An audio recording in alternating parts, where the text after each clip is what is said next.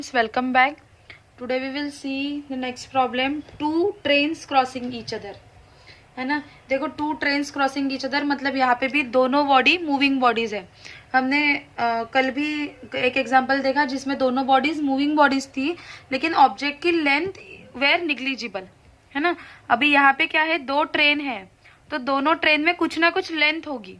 है ना, पिछले इसके पहला जो प्रॉब्लम था उसमें ऑब्जेक्ट की लेंथ वाज निग्लिजिबल, लेकिन यहाँ पे क्या है, दोनों चीजों को, दोनों ट्रेन्स को कुछ ना कुछ लेंथ रहेगी as well as they are crossing each other मतलब दोनों को स्पीड भी रहेगा. है ना, दोनों की कुछ एक वेलोसिटी भी रहेगी और दोनों की कुछ पर्टिकुलर लेंथ भी रहेगी इन दिस केस. ठीक है, so what they are saying कि two trains of equal length. ठीक है, in this case they have given the length is equal. ठीक है, ऐसा जरूरी नहीं है हमेशा इक्वल लेंथ रहेगी, लेंथ अलग अलग हो सकती है. ठीक है, लेंथ अलग अलग हो सकती है. In this case their length is equal. Two trains of equal length are running on parallel line in the same direction. ठीक है, डायरेक्शन भी इंपॉर्टेंट है बिकॉज जब दो मूविंग चीजें आती है तो we calculate relative speed. Relative speed calculate करते हैं और रिलेटिव स्पीड के लिए डायरेक्शन पता होना इम्पोर्टेंट है, दोनों की डायरेक्शन पता होना इम्पोर्टेंट है. है ना, अगेन आई एम रिपीटिंग, इसके नीचे भी मैंने रिलेटिव स्पीड का जो वीडियो है उसकी लिंक दी है. अगर आपने वो नहीं देखा है तो एक बार वो वीडियो देख लीजिए. ठीक है, at 46 kilometre per hour and 36 kilometre per hour speed is given 46 and 36. ठीक है, स्पीड दिया है इन्होंने दोनों ट्रेन के. The faster train passes the slower train in 36 second. देखो क्या बोल रहे हैं कि faster train, see these are the two trains. Suppose this is first and this one is second train.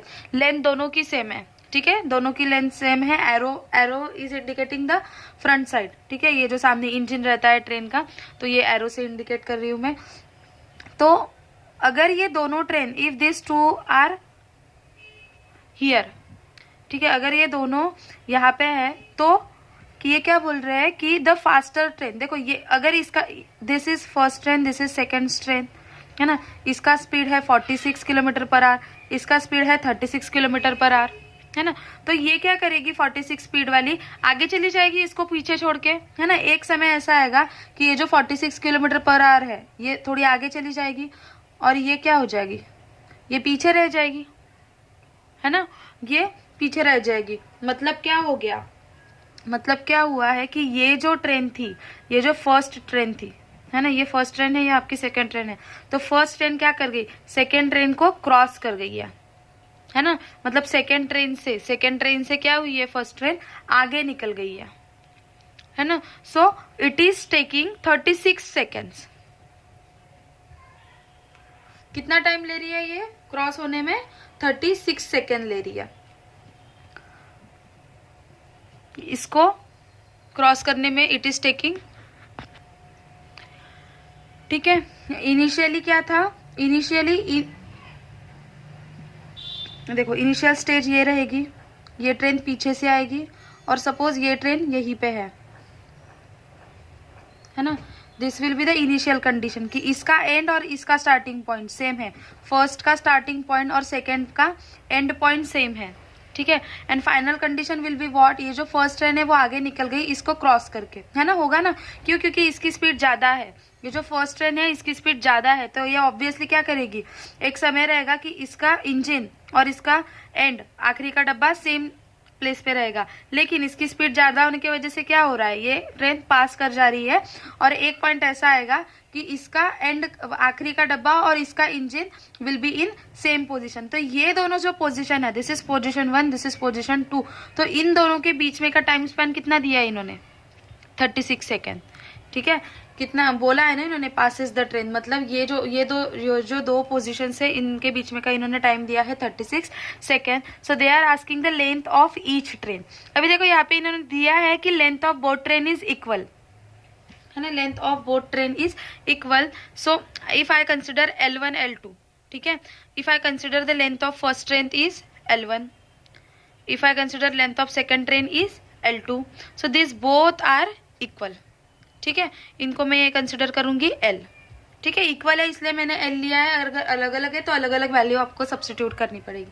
ठीक है, जब ऐसा प्रॉब्लम आएगा जिसमें दो ट्रेन क्रॉस करने वाली है तो यू हैव टू कंसिडर, हमारे पास है कि time is equal to what, we have कि speed is equal to distance upon time, है ना, speed is equal to distance upon time. तो यहाँ से मैं ये लिख सकती हूँ कि time is what, distance upon speed, है ना। अभी दो ट्रेन है तो दो ट्रेन में डिस्टेंस कितना रहेगा, see time will be equal to, दो ट्रेन है इसलिए डिस्टेंस रहेगा addition of their lengths, simple है। और स्पीड कितना रहेगा, speed will be relative speed. Now see they are moving in same direction, जब सेम डायरेक्शन होती है तो रिलेटिव स्पीड को क्या करते हैं हम, रिलेटिव स्पीड के लिए क्या करते हैं हम, वी टेक द डिफरेंस, है ना, वी टेक द डिफरेंस। तो यहाँ पे रिलेटिव स्पीड का क्या कर लेंगे, डिफरेंस कर लेंगे, रिलेटिव स्पीड के लिए क्या कर लेंगे, डिफरेंस। तो यहाँ पे कैलकुलेट करके कर लेंगे रिलेटिव स्पीड 46 माइनस 36, है ना, डिफरेंस लेना है, और इंटू 5/18, क्योंकि मीटर में ये करना है, मीटर पर सेकेंड में कन्वर्ट करना है, इसलिए इसको 5/18 से मैंने मल्टीप्लाई कर दिया। ठीक है, तो this will be how much, 10 into 5, 50/18, तो ये हो जाएगा 25/9, है ना। This will be equal to 25/9 metre per second. Kilometre per hour था, मैंने I had converted it into metre per second. ये कन्वर्जन अभी कॉमन हो गया इसलिए मैं इसको ज़्यादा एक्सप्लेन नहीं कर रही हूँ, ठीक है ना, अभी तक तो आपको एकदम लर्न हो गया ये। तो ये L1 प्लस L2, L1 को भी मैं लिखूंगी L, L2 को भी लिखूंगी L, है ना, because these are same, lengths are same. Relative speed is what, 25/9, and time is how much, 36 second, है ना। टाइम कितना दिया है, 36 सेकेंड में, अभी सेकेंड में दिया है टाइम, तो कन्वर्ट करने की जरूरत, अगर आपको टाइम किसी और यूनिट में दिया है तो you have to convert it into second. ठीक है, तो यहाँ पे डायरेक्ट हम ले लेंगे। Now see if I 36 is equal to 2L upon 25/9, है ना, तो ये 25/9 में ये साइड में लेके जाऊंगी, है ना, ये साइड में लेके जाऊंगी, तो my 2L will be how much, 2L will be equal to 50/2, है ना, 2L की वैल्यू आ जाएगी 50/2। अभी ये कैलकुलेशन है, ये you can perform this basic calculation, है ना।